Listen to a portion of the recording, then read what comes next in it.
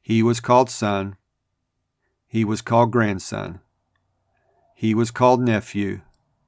He was called cousin. And he was called brother. But he was never called husband. He was never called daddy. And he was never called grandpa, because he never came home. I hope when I'm finished telling you his story, you might consider calling him Hero.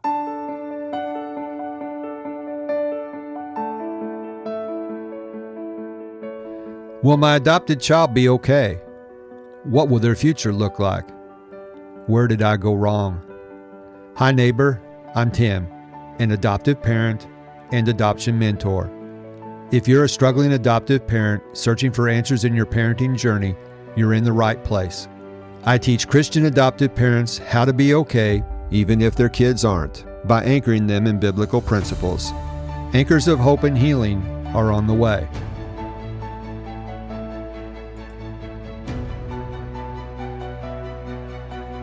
As I'm recording this episode, we in the United States are preparing to celebrate Memorial Day.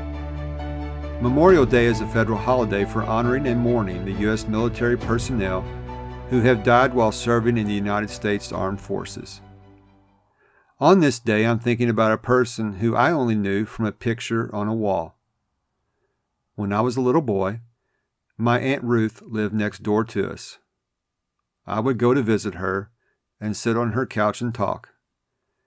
On her wall was a picture of her baby brother Lloyd, my great-uncle Lloyd Fisher. He was a handsome man. Those who knew him said he could really sing. He had a promising future ahead of him. The picture showed Uncle Lloyd in his Army uniform. He was a soldier. When his country called, Uncle Lloyd answered that call and went to fight in World War II. I would like to read to you a letter that my Uncle Lloyd wrote to his mother, my great-grandmother Fisher. It's dated June 10th, 1944. Dear Mom, have received several letters from you this week. Have been unable to write to you until now. Hope you all are okay. I'm feeling pretty good. How's everything coming back home? Got any crops out yet? I don't suppose you have, though. Herman and I are riding together. I suppose you have been reading in the paper about the invasion. Well, it has come at last. Don't worry about it, because there isn't any use to worry. I'm coming home, and that's all there is to it. For the last few days, the weather has been rather cold. Wish it would warm up. I can just imagine how it looks at home now. I'm glad Pop got to go to church.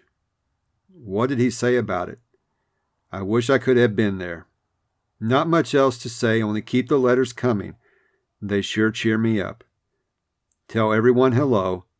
I'll write whenever I can. Love, Lloyd. In December of that same year, 1944, during the Battle of the Bulge, the German armored divisions were making a strong push toward a fuel depot controlled by the Americans. The Americans, along with their allies, knew that if the Germans gained access to that fuel depot, the battle would be much worse than it already was. So my Uncle Lloyd, along with a few other soldiers, were given the orders. Do not let the Germans gain access to that depot. Do whatever it takes. They were successful. The Germans never gained access to the depot. The Allies were able to destroy it, and the Battle of the Bulge was not as severe as it could have been. But in the process, my Uncle Lloyd was killed. He was only 20 years old. Like so many people who answered the call, not only in this war but in other wars, they gave the last full measure of devotion. These are the people, honorable people, men and women alike, that we need to be thinking about on this day. We need to give thanks for their sacrifices and the sacrifices their families made. My Uncle Lloyd was one of those individuals.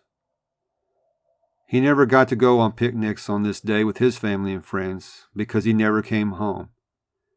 He was like so many who went overseas to secure our freedoms. For your daily doable, let's remember these individuals today. Remember the freedoms we enjoy because of people like my Uncle Lloyd. He's my hero, and now I hope he's your hero too. I want to thank you so much for joining me. Until next time, this is Tim, encouraging you to do what you can now.